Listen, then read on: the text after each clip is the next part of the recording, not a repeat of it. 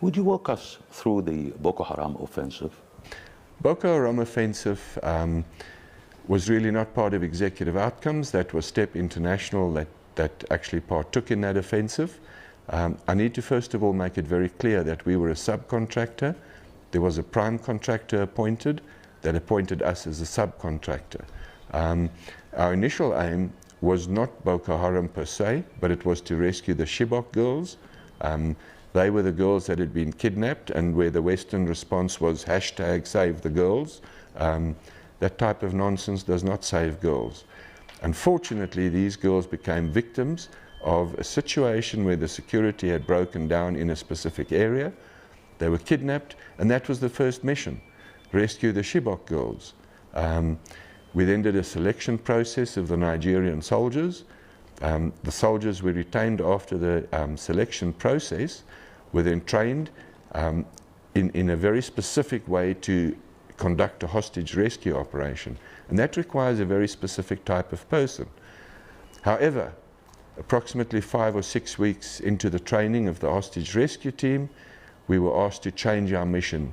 And that mission was to go to a town called Maiduguri in northeast Nigeria that had come under severe threat of Boko Haram. We then rapidly had to transition what we were doing and suddenly train a very offensive force with a minimum of equipment, and we rushed to Maiduguri. We met with the 7th Infantry Division commander. We finally understood the pressures he was under, and our suggestion was to him that this force we had trained, which we named the 72nd Mobile Strike Force, would actually spearhead the division. And that is precisely what we did. The operation was in 3 phases.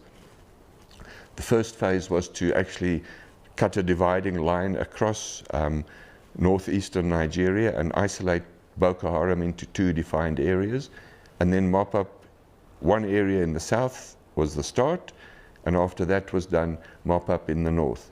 The division would follow behind, occupy terrain. We would train the division in situ in defensive positions, etc. But we were never allowed to execute the entire operation. So in 1 month, we took back terrain larger than Belgium from Boko Haram. We were not allowed to finish because it came at a time when governments were in the process of changing. I think President Jonathan's government possibly saw the entire Boko Haram contract, if we call it that, almost as a last gasp in order to regain popularity. The incoming president, President Buhari, was heavily supported by a foreign government, and one of the first missions was to terminate our contract. Could you name that foreign government? Yes, we were told it was the United States, and they had actually funded President Buhari's campaign.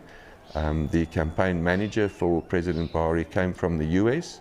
And I'm not saying that the United States is bad. I understand foreign interests, but I would have thought that a threat such as Boko Haram on the integrity of the state of Nigeria ought to be actually a priority.